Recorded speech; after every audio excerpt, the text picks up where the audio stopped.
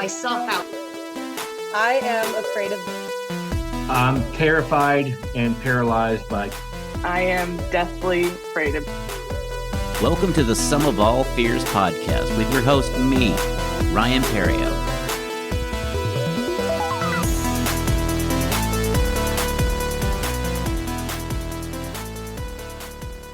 Hello and welcome to the Sum of All Fears podcast. I'm your host, Ryan Perrio.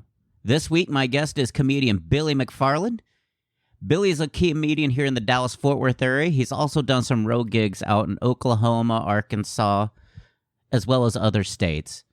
Billy is one of my favorite people to talk to. He's super funny, and we sat down for this episode. In this episode, we talk about him playing college basketball, how he got into stand-up, becoming a general manager of a comedy club here in Dallas-Fort Worth, and then we get into his fear of confrontation with a bunch of stories of Billy getting into and not necessarily winning fights. So let's get into that interview right now with Billy McFarland.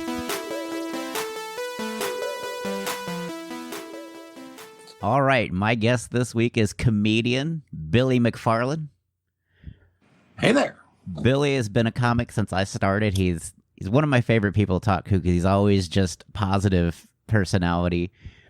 He grew up playing basketball. He was a college basketball player at Ouachita Baptist University. Oklahoma Christian, I'm sorry. Yeah. The other conservative Christian basketball school. Right, yes, exactly.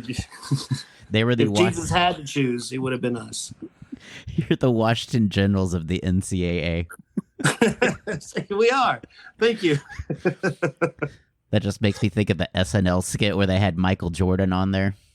And they had like the bounce pass to each other, like around the center of the court, just back and forth. I was like, yeah, that's. So, how did you find basketball at such an early age? Like, how did you, I guess, fall in love with the sport of basketball? Well, I'm an old man, so I was born in 1970. So I was always playing outside, and I didn't have many friends. Basketball is like the only sport you could play without having to have a friend. You know, like I remember my dad came home, he wanted to throw the football with me, and the only way I could throw a football to myself was to like just kind of throw it up with my like a hook shot and then run. And I remember my dad's like, throw the football to me, and I'm trying to throw the ball to me. He's like, what the hell are you doing, son? So I was like, okay, I'm not playing football anymore.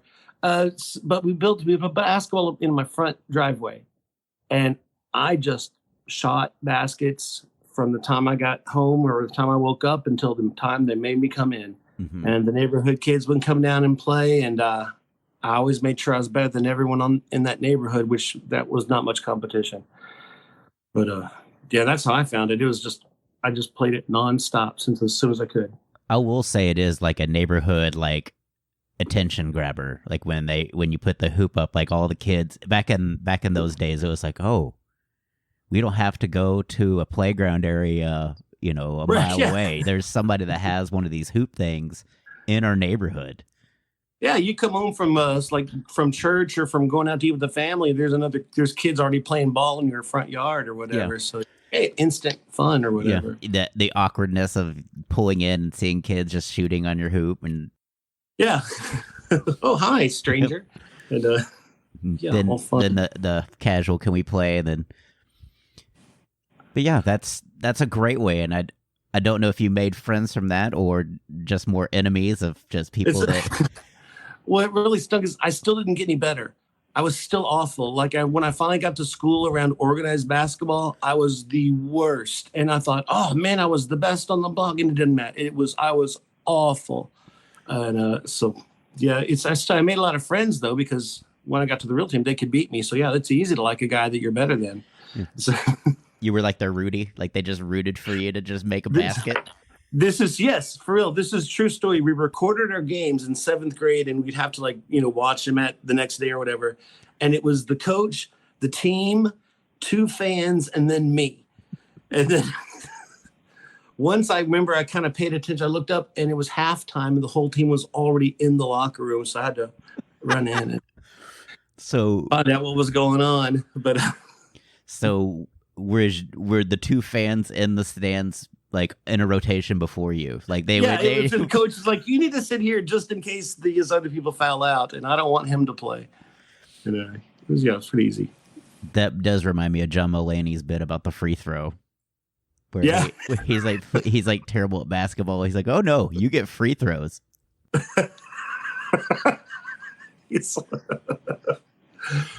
Yeah, that was my nightmare. And he's like, I shot and I missed the earth. Oh, Because that's the thing about basketball is people can sit there and make shot after shot with no pressure, and that's the thing that basketball has is just the ability to be able to perform when everybody's watching you is another level. It's like even in the NBA players, you can see people struggle to make shots. right. So it's in my freshman year of high school, we had some stupid thing. We're like, hey, all 600 of us, let's go down to this freshman basketball game and give a big boost to the team. So we all run down there, and this kid that's never played before gets put in. Mm-hmm. And he's looking around at all of us because they didn't know we were all coming. Mm-hmm. And he gets the rebound, goes up, gets fouled, and puts the shot back in, except he put it in the wrong goal. So the basket counted for the other team. And then he has to go down to this end and shoot a free throw. And then he missed that also. And I thought, we never should have come down here because 600 people never would have seen this if we didn't come down to watch it. Yeah. That's so. How did you get good enough to actually, I guess, do collegiate basketball? Like, what was your secret to, I guess, even cracking that level? Because that's still, if you think about the attrition, because you start with junior high basketball and it's like half of the student body's playing, then you get to high school and those kids get weeded out and it's just your high school. Then you're competing against other high school elites, basically, and that made it. You're right. It's like only one or two high schoolers go to any college level to play it, and then you're from that on. You're right. And I was not good when I got to my freshman year of college. I think it's because I got to run better competition. Honestly, I was getting to play around people that really could play, mm-hmm. and I could stay out till 11:15 playing basketball. Yeah. Oklahoma Christian had a curfew, and I didn't know that was awesome. I had to be home by dark all the time. So it was just an addiction, basically. I just played nonstop, like just how comedy is. Mm-hmm. Now it's what basketball is. It was my life. And so by the end of my freshman year, I started dunking. And then throughout my second year, I was actually getting good enough to where they asked me to come play with the team, with the recruits. And it was during my third year. They're like, why don't you talk to coach about walking on the team? And I was like, nah. And in my last year, and then he said, no, you'll never play, but they'll put you last on the bench, mm-hmm. which was great, considering I never played high school ball. Yeah, I mean, I'll take it. Yeah, that's a badge of honor. People don't realize like how good, even at the NBA level, the end of the bench players can be. I was like, there's a reason that superstars are superstars. It's because they had to scrimmage against people that didn't have that opportunity, that will fight, claw, and basically, push the legal bounds of sport to do things. Right. Like NBA level, Draymond Green's like that. Like, is he, gifted anything other than just basically testing the referee's like ability to blow the whistle at every single play? Because you can't. As like at some point as a ref, you have to let them play, and it's a crazy like theory, because it's like you could literally in 5 minutes be done with the game. Like they could foul you out if they really wanted to, but you just develop that reputation and it becomes something that the refs give you. Yeah, he knows how to dance that line, better than anyone since Rodman. Yeah, and it's a thing like that, and I say that with the like the second string on a college basketball team. You watch those starters, like they revere those guys because practice is a war. I mean, there's no winners and losers in practice. It's just everybody just goes into a locker room and just collapses because both pushing yourself to the physical and mental limits of what you guys can take. And that's what I like about sports is it shows you where your limits are and that you can get past them. That there are only limits that you've set on yourself. Like you. Oh, absolutely. Yeah, and I felt and then when I blew my knee out, that's when I stopped getting better. Like I could I was jumping really well and everything, but I knew I'd reached about my potential as good as I could get, quite honestly. And the other guys around me, they were still better. Like, I had a guy that was a 2-time All-American that was my roommate, and he was great. But at the end of every practice, or not every practice, but every few practices, they always said, "Hey, man, good job." Or we all gave equal effort. Yeah.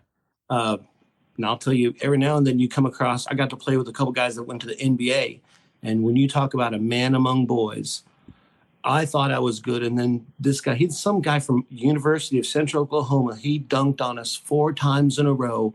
And the last 2 were oops. And the last one, I swear, 4 of us jumped at the same time, and he got all of us. And he was played in the league for Charlotte for 2 years, and he had a couple of highlights on Top 10 for Sports Center. But it's stupid to watch how good this guy was. Yeah, and it's like you say those are top 10. You should have seen. You should have seen when he took all 5 of us to the rack and. Who? I said you should have been like, you see the ESPN top play. You're like, man, you should have seen him back when he took all 5 of my lineup. That was a top 10 play. Look, that game right there. They just look silly. So when did you find comedy? I found comedy I was, without being cocky, I was always like funny around my friends, of course. And in college, we had a masquerade banquet, whatever, for my fraternity. We had social service clubs, not fraternities, but same kind of thing. And so we had booked a comedian, and she was known. Her headline was she was one of the dirty women of comedy. So she gets there, and right before we're about to give the mic to her, the guy says, "Now we're from Oklahoma Christian, so you have to be clean." And you saw her face just drop. So, can you imagine, doing that to like Brad LaCour or whatever, say, "Hey, I need you to be completely squeaky clean the whole way through and don't say anything weird." It isn't like it is. You're like, what? But to be fair, we've done those gigs where it's like you walk in the door. Oh, by the way, you got to be clean. Oh, yes. By the way, as an aside, like, that's that. They brought their 5-year-olds, all of them. So let me just go ahead and put my filter on and. So she does like 5-10 minutes of material, but she's quickly into crowd work. And so she kind of gets near me and we started a little bit of crowd work. And I remember one of my friends had a yin, one of those like the yin yang little things. Yeah. And so she's like, "Oh, Oklahoma Christian lets you have these yin yangs." So it's like, "Yeah, you're going to get kicked out if you get that close to his yin yang or whatever." And like, ha ha. So she came over afterwards and she goes, "We have open mics in Oklahoma City. You should maybe come down and try it." And I was like, "Oh no, I'm going to be a choir director." But it was in the back of my head. Comedy, that sounded kind of funny. Well, then I work in Branson, Missouri for a summer at Ray Stevens Theater, just doing popcorn. But I found a gig out there. And during the off times, I found his band between shows, and we would kind of hang out and talk, and I would make his band laugh. Well, his bass player said, "Billy, if you want to come up next year and for the summer and you get 30 minutes of material, I'll get you a job as a comedian here on the Strip in Branson." And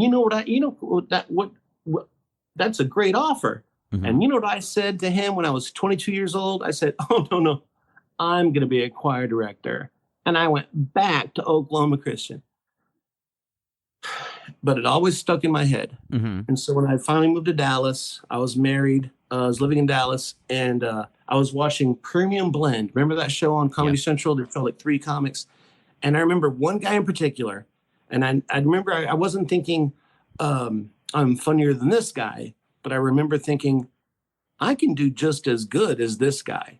Because I was working in restaurant, and you have to have these like pre-shift meals, pre-shift meetings, alley rallies. Yeah. And I would always do a bit or two during those things. So I was already kind of open micing a little bit without even knowing it. And so I started calling around, and the only place I knew was the Improv. So I called the Improv. I was like, "Hey, when you guys have an open mic, can I be on it?" And they said, well, call us at 5 o'clock Tuesday. I'll let you know. So I called 5 o'clock Tuesday, and they said, oh, sorry, the list is full. Call back next Tuesday. So I called the next Tuesday. Oh, sorry, the list is full. Call back next Tuesday. This happened like 5 weeks in a row. So finally I said, I just want to know where can I go to try this once? And they gave me Linda's number at Backdoor Comedy Club. Mm-hmm. And so I called there, and Jan answered, and Backdoor Comedy. And I said, yeah, I want to do comedy there. And she's like, all right, 2 minutes of material or 3 minutes of material, squeaky clean, nothing that comes out of a hole of your body, no cursing, all this and stuff.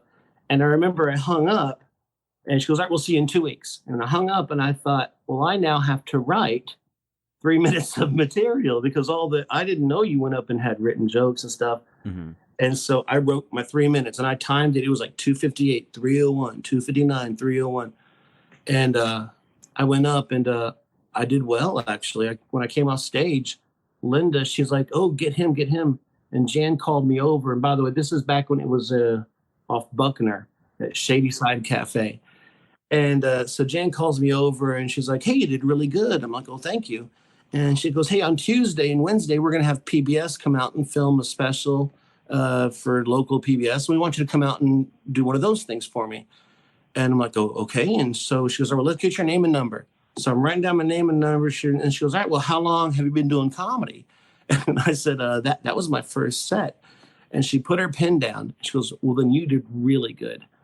And then I came back on that Tuesday, and I bombed it was in front of a TV camera. I bombed it because I talked way too far from the microphone, so you couldn't hear me for the whole thing. But that's how I found comedy. And just I thought dunking a basketball was the greatest thing I'd ever would feel in my life, Mm-hmm. until I walked off that stage the first time.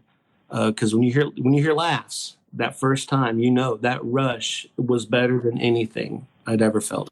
And that's what I tell people. That's what I always chase, is that I chase the feeling of my first time doing it, but with the knowledge of doing it now, like having the knowledge and experience that I have now. And it's just like, if I could just find a way to have that innocent feeling again with all the knowledge and know-how. And that's what kind of feeds you. It's like, it drives you, but at the same time, like it's never enough because it doesn't feel as good as that first time. But if I could build a time machine for half my body, and just and meld them together, Yeah, because I was like, that's the goal. That's the feeling I'm chasing. Is I want first time feelings with 16 years now of comedy experience, under my belt, to just to be able to deliver. Okay, this is push this button here and magic, and right. Or the first time you're doing open mics and dealing with crowds that don't like you, and now knowing how to deal with them or how to not care. How to drive home from a terrible night and not care. How to be okay as with much. You're right. Yeah. How to deal with the terrible feelings that comes along.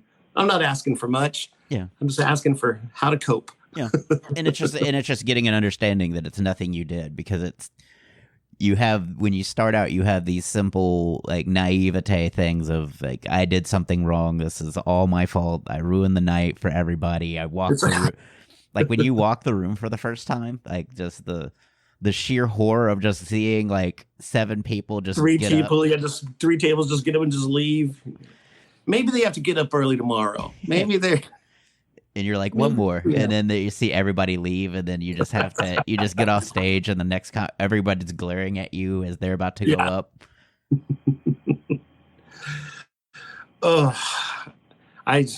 That's not a good feeling. And so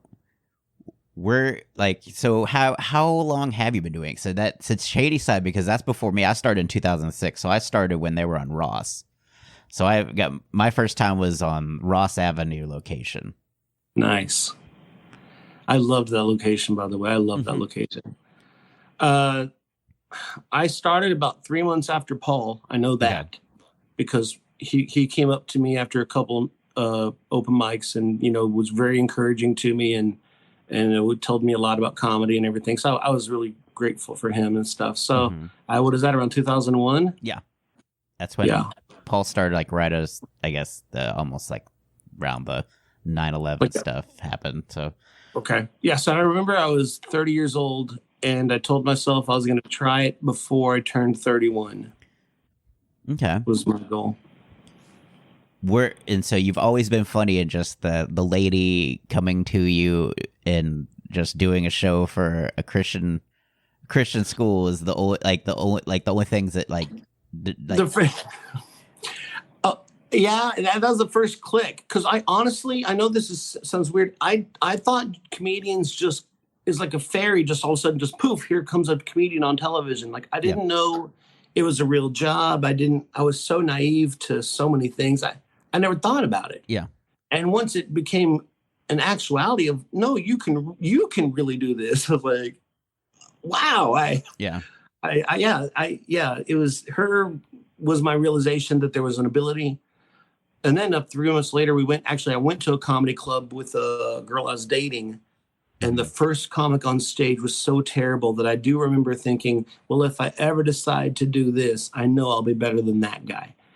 So that was that was consolation I had. Yeah.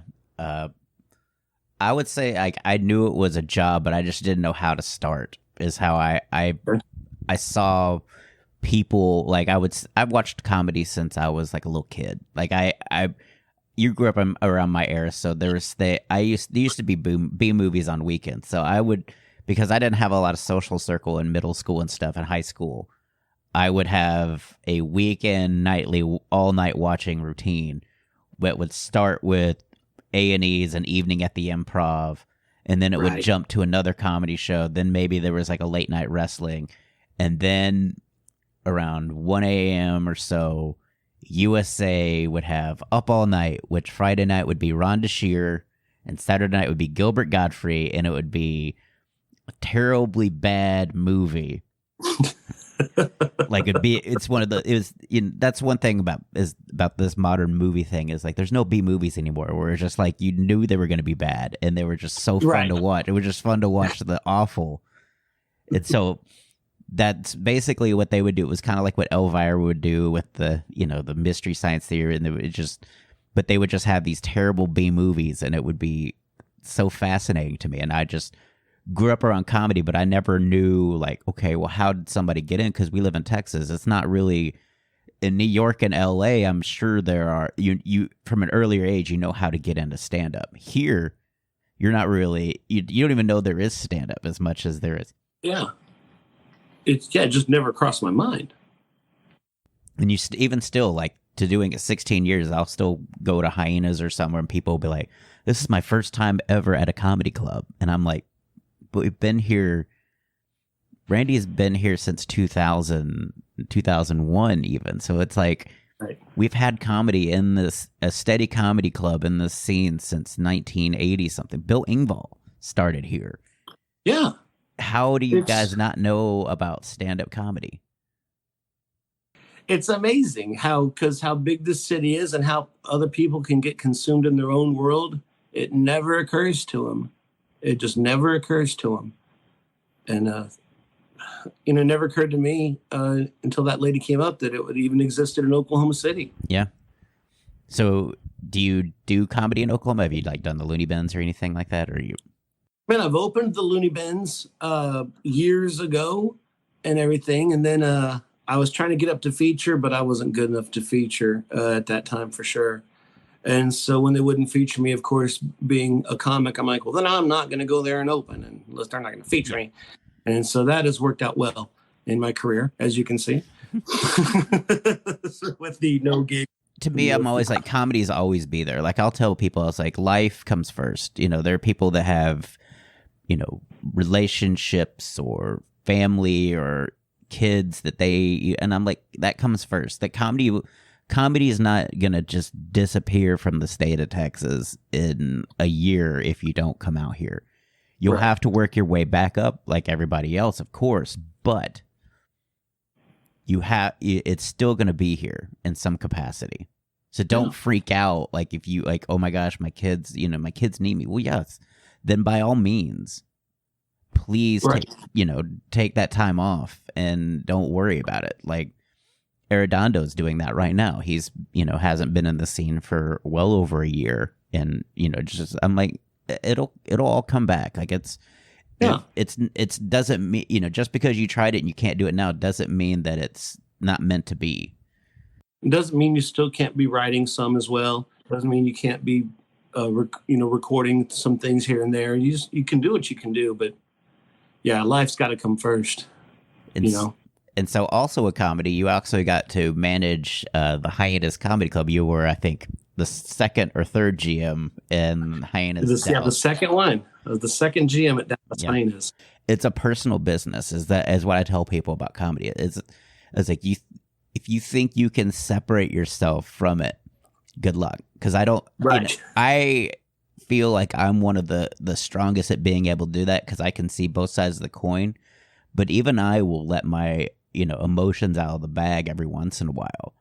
And I'm like, if you don't think, this is isn't emotional for everybody, it is. It's like, it's all ego. Everybody's ego. It's, it's the club's ego. It's the comics' ego. It's the staff. And I'm like, it's a lot to process if you're not paying attention. If you're not careful, you can burn bridges really easy by just, speaking before you really consider, because you can say things in a green room that could then get you booked, unbooked, banned, or fired, and it's just, you've been in it as much as I have. You've seen, and you've been that person too, like that's watched comics make mistakes that have the bookers like get out, and just like you're done, Yeah.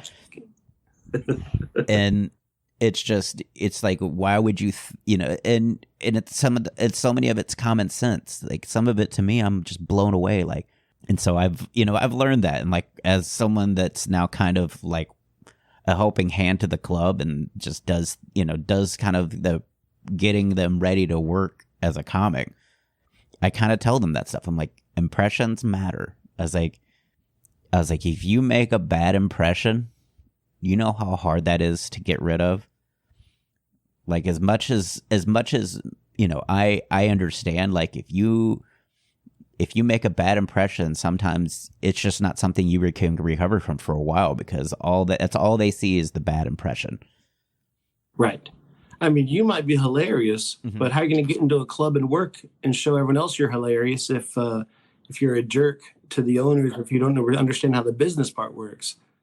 That's why it's called show business. Or just understand that it is a business and it's not anything personal. Why so many comics are just like, man, I don't know why they don't like me. I was like, that's not about liking or not. Yeah, they don't even think about you. Yeah, Yeah, it's what blows me away, and I bring that up because this is a podcast about fears, and so because you're a GM, like that's some of the, and as a comic, anyways, like it's a hard thing, and I also am afraid of what you're afraid of, which is confrontation, and Oh, yeah. And it's something even as a comic that just happens. Like you don't mean to be confrontational, but sometimes people will say something either about your jokes or or some set you did that you thought you did well, and they'll be like, "Man, Billy just sucked."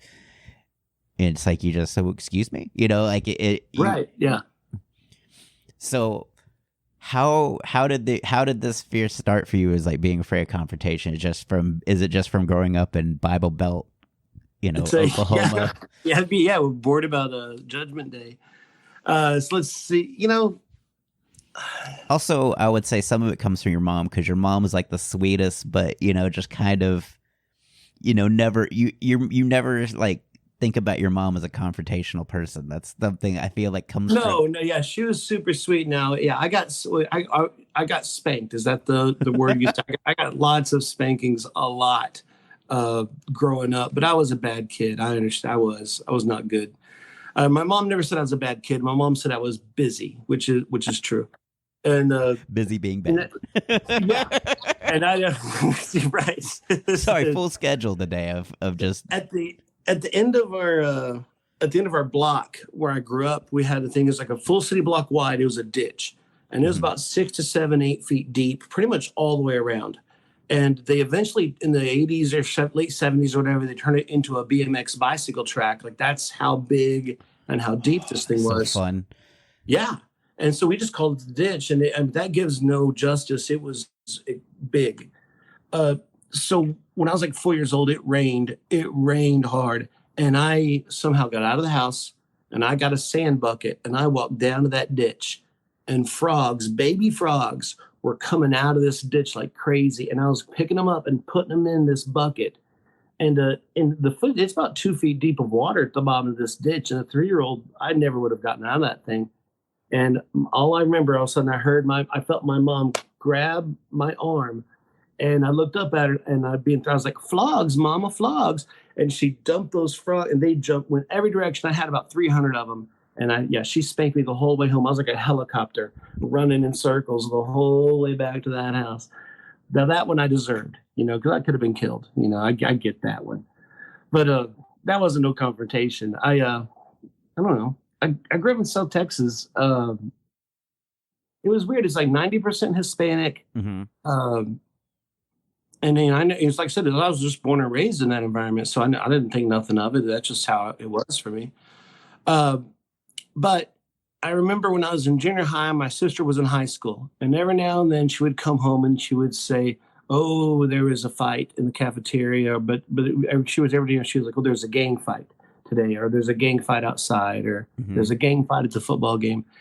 And me being just so frail and innocent and and just always reading the Bible, it felt like, or something, I thought, "Oh, a gang fight? That sounds awful." And then we moved to Laredo, Texas, my freshman year. And Laredo, Texas was a tough town. I didn't know a single person. And like my first day of school, I saw like 4 dudes chasing one of these football players across the campus, like across this huge field, and they tripped him. And when they tripped, he fell and rolled, and 6 dudes just jumped on top of him and started beating the crap out of him. And I thought, I better watch my P's and Q's here in Laredo. You can't even win on the football team. That guy was strong and fast, and they got him. Like, I wasn't going to run. So I had a fear right away in high school of I don't want that to be me. Yeah. Because at least he had other friends come and help him after they jumped on him. Other friends came in, and I didn't know a single person. So they just would have done it till I died or something. So I guess that's what it was, seeing that. Okay. Yeah, I didn't want it to hurt. Yeah, but I mean that it's emotions that you're not used to. Yes, like the anxiety and just constant fear of that. Like, and also, people can sense that too. Like something's going on. Like, panic breeds panic. Right, that's true. And so you were talking about when did you get into your first fight? Like, because I thought you got that at Hyenas is what I thought. That was the first time I landed a punch. Okay. Okay. So we'll get to that second. So what was your first fight? My first fight was, I was a junior in high school and he was a sophomore. He was on the swim team. And we were in class, and him and another dude were playing some game on like a sheet of paper and pencil or I don't know what. And I kept messing with him. And he was getting angrier with me. And he said, "You do it one more time and I'm going to beat you up." And I thought, well, who beats somebody up over a sheet of paper and a pencil or whatever? So I, of course, did it one more time. And, well, every class for the rest of the day, he was waiting right outside that door. Like, I don't know how he got there, but he was there every class. And the whole time we'd walk, he'd be saying, "You ready to fight? You ready to fight?" and stuff. So Scott Winters was his name. And I said, I remember it was on a Friday. And I said, "Scott, if you want your fight, you got your fight. Monday after school, behind the swimming pool is like around it's like a city park, a swimming pool, a parking lot, and a basketball goal in a big field. And then my house was like around the corner, like a block away." It's like, "We'll meet after school there." And he's like, "All right." And so I went home, and it rained all weekend. It rained all weekend. Even God hard. didn't want to see you fight. Yeah, God's like, please, let's rain this out. Please, it's rain delays. And so here comes Monday, and it's after school, and mutual friends, like there's two of the guys, Billy Brennick and someone else. They picked me up in a van, and while they're driving me back to this parking lot where we're going to fight, they tell me like, all right, well, Scott's really excited about the fight. And I did not want to hear that. I did not like the idea that someone was excited about beating the crap out of me, because I was not excited about getting beaten up. Like Vegas odds were not good in my favor here. So they said, what he's going to do is he's going to start coming at you, and he's going to say, what the fuck, what the fuck, what the fuck? And he said, when he gets close enough, he's going to punch you. And I thought, all right, well, I now have a scouting tip. So I've got this fight won. And so we get out there, and sure, he takes off his shirt, and I'm like, he has kind of muscle. He has like muscle definition as a sophomore because of that swim team thing. I was like, he even looks tougher than me now. And I kept on my, I don't know, my Daffy Duck shirt or something. I don't know what I was wearing, but it was not fun. It was not tough. And just like they said, what the fuck? What the fuck? What the fuck? And I thought, okay, I've got longer arms than him, so I just got to punch him first. And right when I think he's close enough, I throw 3 hard, fast punches, and all 3 land this far from his nose. All 3. And he does one of these things, and then he starts walking at me again. Well, those 3 punches were all I had. And I remember I was like, I don't want to fight, Scott. I don't want to fight anymore. I've showed you my lightning quick speed, and that's enough, I think. And so I started backing up. And remember, it rained all weekend, so this field is like muddy, and standing water in some places, real thick mud. So I'm backing up the entire way, and he's kind of like trying to follow me. He's waiting for me to slip so he can jump on me. And I never fell down. And then I got to where the street was, and I said, Scott, I'm going to turn around, and I'm going to walk home now, and I'm not going to fight you. And I turned around and I ran. I told him I was going to walk, but that was a lie. I did it, and I ran home. And then him and his friends drove around. They knocked on my door for a few minutes, and I didn't answer. So I thought, problem solved. So my mom told a guy from our church about what happened. And, this is the guy that had already run over my foot and broken my foot. So I really didn't trust this guy already. But he was the best we had. That's who Jesus sent me. So apparently, he sits me down, and he was like country, like old time, Paul, John Wayne kind of country.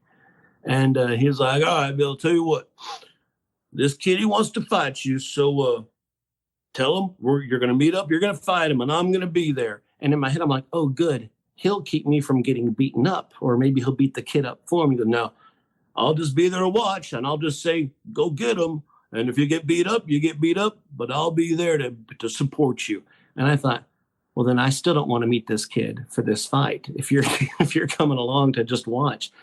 So I said, I don't want to fight the kid. So he's like, all right. And went to school, and Scott never bothered me anymore for some reason. But I did watch my back around him if we were ever close proximity.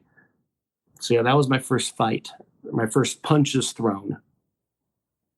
Did Scott ever tell you what happened after? Did you ever find Scott Winter and settle this out? Because we've never spoken again.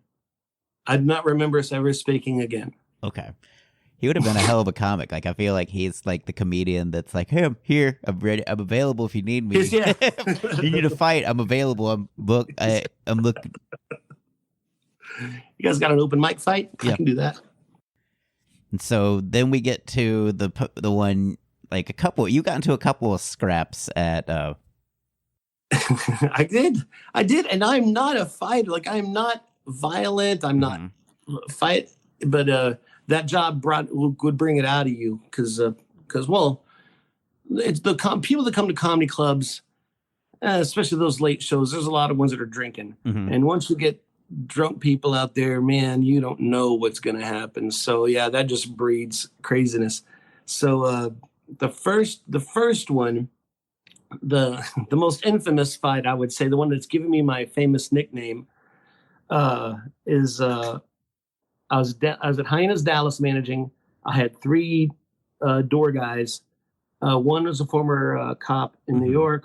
One, I think, wanted to be a cop, and one was just a pretty tough guy. I don't even know who the headliner was, but a couple walked out. Some girl walked out, and her boyfriend went outside, and they fought. And while they were fighting, she broke up with him. And so after she broke up with him, she decided to get away from him by going back into the showroom. And so here he comes, and he's like, "You're not gonna walk away from me." And so we're like, well, we're not gonna let that walk into the showroom in a comedy show. So we saw one of my door guys stops him. "Hey, buddy, let's talk about it." And so while two of them are trying to talk to him, he kind of goes to headbutt one of them or something. And so now here comes the third one. So we got three guys over there, and I'm on the other side by the bartender. I think it's Mercedes, and I can't remember who the comic was. And so I'm like, well, now that I got my door guys involved, I'll go over because the guy can't beat me up. There's three door guys. So I go over and I'm like, "Dude, we're going to have to kick you out. You're drunk. We're going to get you your ticket." Well, then he goes to headbutt me. And I mean, he grazed me. He barely hit, but he barely touched me. And so, of course, right away, the three dudes are like, "That's it. You're out of here." And they start just dragging him out towards the front door. Well, I decide that I am offended enough by him trying to headbutt me that I am going to punch him. And I've got years of anger bottled up from Scott Winters waiting to catch one of these things. So I position myself around and I swing as hard as I can, and I catch him right on the chin. And I'll admit, I was really proud of that punch. And they drag him out the rest of the way. And I cocky walk back on over, and I'm like, "You guys, y'all see me punch that guy?" And they're like, "Yeah, we did. And we're going to nickname you Charmin Fists from now on." Didn't you like hurt your hand on that too? Didn't you like? No, didn't even hurt. Didn't even hurt. No people were hurt in the making of this fight. And so it's like, "Charmin Fist." They're like, "Yeah." I was like, "But I punched the guy." They're like, "Billy, this is how you punched him." And they said I went like this and followed through. And I thought, well, that can't be true. So by this time, the Dart police had put him in cuffs and everything. So I run out there and take a look at him, and yeah, he didn't have a mark on his face. So that was my Charmin Fists moment there. Yeah, I think my favorite fight is the girl that stole alcohol. See now this is called progression. My first fight didn't land a punch. Second fight landed a punch but didn't hurt anybody. But then here comes the graduation of Charmin Fists right here. This was my coup de grace. I will never fight again because I could never top this fight. Yeah. Ever. And I like how you preface it, but right now, the people listening, all they know is that it's a girl. So they think that I'm proud that I've knocked a girl like clean out or something, and that's not true. Yeah. So stand by, people that are already forming judgments about where this is going. Right, exactly. I was like, I need to clear this up immediately. So I was just telling this story like 3 days ago. So yeah, I was managing at Hyenas, and there was a comic up from San Antonio, and he had a guy and girl with him up there at the club. And they're just kind of introducing each other to other comics throughout the night, just being people. And Liz was the bartender up front. And I was up front also, and I remember she came up and she said, "Billy, did you take 2 bottles out of the well?" And I look in the well, and sure enough, there's 2 bottles. It's just completely empty. And I was like, "No." And she all of a sudden, she just has like a light bulb moment. And she goes, "There's a girl with a big trench coat that's been standing around. I bet she took it." And we look up, and she's going through the window, walking out the door towards that movie theater. Yeah. And I just saw a glimpse of her in that trench coat. And so I'm like, oh my goodness, here we go. So I start going out after them. They had gotten on the elevator before I did. So when I get off the elevator, they're in the parking garage. and I see them walking, and I see she's got the trench coat, a guy on this side, and short Asian guy on this side with a bottle, walking and swinging the bottle while he's walking. And then like 6'3", 6'4" Hispanic dude, he's also walking, swinging the bottle. And so I remember I was like, I've got to get that alcohol back. I wasn't thinking about nothing else. And so I'm walking up on him, behind him. I'm kind of jogging up on him. And I remember, I think I've got to take out one of these people. If I say, hey, give me that alcohol, and these two dudes say no, well, now it's going to be a fight between me and these two guys. So I've got to somehow take one of them out of the equation before we even start this brouhaha. And so my thought was, the Asian dude, I'm going to grab his arm and I'm going to yank it out of socket. I'm going to yank it as hard as I can. Maybe I can yank it out of socket and he won't want to fight, and I'll just have to deal with this big guy by myself. And so when I do, and of course it doesn't yank it out of socket, but it does make him turn around and stuff. And as soon as he turns around, I let go with my hand and came huge overhand and caught him right on the top of the head. And as soon as I did, he dropped. And then I grabbed his hair and pulled him up. And I was like, give me the bottle. And he lifts up. He's got the alcohol bottle. And I grabbed the alcohol bottle from him. And then I thought, I wonder where the other guy's at. And I look, he's put the bottle on the ground and he's running away. So with one punch, two people, done. Yeah. And then, of course, the girl, she runs off also. And then so I got both bottles back and went back up to the club. I remember, and when I turned the corner, all y'all saw me, and I held up the bottles of alcohol, and it was like, it's a huge celebration. So from my perspective, so I saw the whole thing because it was an open mic night. Yeah. And so it was an open mic, so Liz was there. And I think Liz did something, or she got pulled away for something, and I saw the girl like get up on the bar and like lean over the bar and grab and pull him out, and then do that. And that's when I said, Liz, something's going. Like she just was, I saw that she leaned over. I didn't see her grab the bottles, and I'm like, and then they tried to get out, and then Liz is like, she took two wells, and I was like, I'll tell you who it was. Is that girl, and she like went and told you. And the rest is history, because it's like, holy shit, I've never seen someone this brazen before. Right, to take drinks out of a bar in a crowded bar, like to be able to, try and do that. And she like hung around for a little bit to try not look suspicious. Okay, I was wondering how could she have taken it, and then I still saw her just walking there, so she tried to hang out a tiny bit. Still. Yeah, she was on the stairs like talking, being flirty or whatever. But yeah, they had gave her number to some people too. Yeah.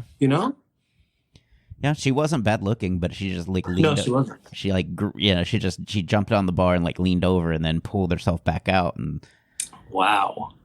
And I was like, Liz, I think she took a bottle. And then Liz like, she took two. And I was like, no shit. And so then she went and got you, and then that's when. So yeah, and so I remember whoever that comic was in San Antonio, I called the San Antonio club and I told him what happened. And I don't know if anything ever came up for him, but I was hoping he never got to get on their stage again either. Yeah. That was, so are you still like afraid of confrontation, or has the hyenas, like that time at hyenas made you more like less afraid of it just because you had to actually deal with it? I believe my divorce helped me not be terrified of confrontation. I still don't like it. And then teaching defensive driving when I did that for a super long time, because now it's not even an open mic where people that don't exactly want you to be there have to listen to you for 9 minutes. Now it's people that absolutely do not want to be there, and they have to listen to you for 6 hours. And so that would bring out some real confrontation. And I've learned that taught me the most of how to deal with it. See, to me, that's crazy to think that of all the things, defensive driving, that would be the workplace you learn confrontation. Just people just like saying, like, let me out of here. Just people trying to get out of doing defensive driving. Or they just start just not paying attention, talking to their phones or whatever. Yeah. Wow. The best I heard, this guy said, he said, hey, I shouldn't be here. He's like, and the other teachers, wasn't me, this and another. He's like, all right, well, we all feel like that, but here we go. No, I really shouldn't have to be here. And finally, after enough, he's like, listen, if you're going to have to leave, if you're not going to let me teach the class. And the guy said, well, I bet you won't step outside and tell me that. And it's at the Spaghetti Warehouse on 75. And so it was like a room. Then you step outside, and it's the actual restaurant. And so he stepped outside. He told the guy was bigger. He's like, you're kicked out of here. And he said, then the guy picked me up, threw me over a booth into the second booth, and then was banging my head into the wall until management came and pulled him off of me. And then he ran off and stuff. And when this teacher, it was Terry Yates. I don't know if you know Terry Yates, but when Terry Yates told me that, I was like, oh, that's a crazy story. But in the back of my head, I thought, I wonder if that's kind of made up. Well, then 2 weeks later, the manager of this restaurant comes over and tells me the exact same story, the exact same way. I was like, well, that's two people that may have Then the server comes over and tells me a few weeks later, well, like now, years later, I'm teaching another class, and this person in the class is, I was in a class once where a guy threw the dude over a booth and was banging his head in the wall. I'm like, Spaghetti Warehouse? They're like, yeah. And so whenever I heard those stories, I thought, all right, I never want that to happen to me. That's for sure. So that's crazy. That's always in the back of our mind. Yeah, I'll come across those crazies. Jeez, like I would have never guessed like defensive driving, because to me it's just such a beating. But I've only had to do it like 2 times, and I had to do it like video. Like the video wouldn't. Yeah, and if you do it at home, I guess you can't really get in a fight at home. Yeah, you just do it. But yeah, that's that, Billy. This has been one of the best episodes. Where can people find you on social media if they wanted to check you out? Have you got any shows coming up? Shows coming up? No, just backdoor shows. Okay. I've been contacting Linda to get back up. Me and Seth actually watched the Celtics game, and he's like, man, Billy, you need to come to backdoor some more. So I'm coming to backdoor. You'll see me there. Good. I don't know where else I'll be yet. I'm waiting for people to call me. All right. Well, where on social media can people find you if they were wanting so of course, Facebook, Billy McFarland, Twitter, Billy McFarland. I'd say my Instagram, but I can't even remember what my thing is. I'm never ever on Instagram. Just Twitter, Billy McFarland. It's not the one that's just got out of prison. I get messages for people thinking that I'm that guy all the time. Some DJ in Denver, she started talking crap to me, and I said, hey, fly me out for $5,000. I'll tell you everything. I'll give you an exclusive interview. And then she never responded. So there's a Billy McFarland that just got out of prison. Like, how long has he been out of prison now that the people still message you? Like, he's only been out of prison a month. But he was the guy that did that fire festival. Okay. So he was in the news for a while. Okay, well, definitely we'll do that. You got to get on Instagram, Billy. You gotta do some reels and stuff. I'll get on the gram. Have you never? No cap. Have you never done a TikTok or a reel? I feel like that would just be up your alley. Like it would be. I'm with me. That's one of my fears is TikTok. I'm terrified of how to work those things. I don't know. It's just short form video. Somebody young in my life, and not in a weird way. Okay. Well, you can find that. I can't wait to see you at Backdoor because that'll be great. More fun for me. Thanks again for doing this, Billy. Yeah, thank you so much for having me, man. This was a lot of fun. So that was Billy. Billy's got a ton of fun stories. He does some amazing work on stage as well. Some of his stories are extremely hilarious. So check out Billy McFarland. I believe he has some shows coming up at Hyannis here soon, so check him out, as well as Backdoor Comedy Club. We have some fantastic shows there on the weekends. Thank you guys so much for listening. If you like what you hear, please leave a review. 5 stars would be fantastic. Thanks again for listening to the Sum of All Fears podcast. We are rocketing towards 100 episodes. I actually interviewed episode 98 earlier this afternoon, and so that one's in the can. I'll have more interviews coming up as soon as I possibly can. Again, I can't thank you guys enough. We're almost at 100. I just did a week with Mike Palasak, amazingly fun comic and dad out of the Los Angeles area. We had a great time, great weekend of work. I also worked with CJ Starr. It was an amazing shows. I hosted, CJ middled, and then Mike Palasak headline. So hopefully we'll get to work with him again when he comes through again in the year. And that was a fun time. Also, I got the recording of my album. I still haven't listened to it because I'm still a little nervous, but I will get to that this week and start the preparations for getting that to be. I'm going to try and release it on my 16-year comedy anniversary. So thanks again for listening to the Sum of All Fears podcast. Have a wonderful week. And now some thank yous for the folks that make this show possible. Thanks to Barry Whitewater for my art and graphics. You can follow him on Instagram at bwhiteh2o. Get it? H2O like water. You can also follow him on Facebook, Music. A huge thank you to Gunnar Olsen for the wonderful music provided for this podcast. You can follow him on Instagram at gunbuns, that's GUNBUNS, as well as his website, gunnarolsen.net. Check out some of the samples that he has recorded. They're amazing. He's an amazing percussionist. If you want to follow the show, we've got a Facebook group, Sum of All Fears. Instagram, Twitter, you can find us at Some Fear Fans. If you have some feedback for the show, email me at somefearfans, SOMEFEARFANS @gmail.com. I'll be happy to take those into consideration. Also, if you'd like to be a guest, email me at somefearfans@gmail.com. We can try to iron out some details and get that settled in. Give us some feedback if on Apple, Google, Spotify, or wherever you listen to podcasts. Leave a review. It makes the show bigger, and it's not going anywhere. I'm going to record as many shows as I possibly can. If you want to follow me on social media, I am at Ryan Perio. It's RyanPerrio on all social media platforms. You can follow me there, and you can check me out at ryanperio.com, my website. I'll try to list upcoming shows there as well. It's been kind of spotty because as soon as I set it up, that's when the pandemic happened. And everything's kind of just in a holding pattern. Thanks again for listening to the Sum of All Fears podcast. Next week, we'll have another guest with another fear. Thanks for listening.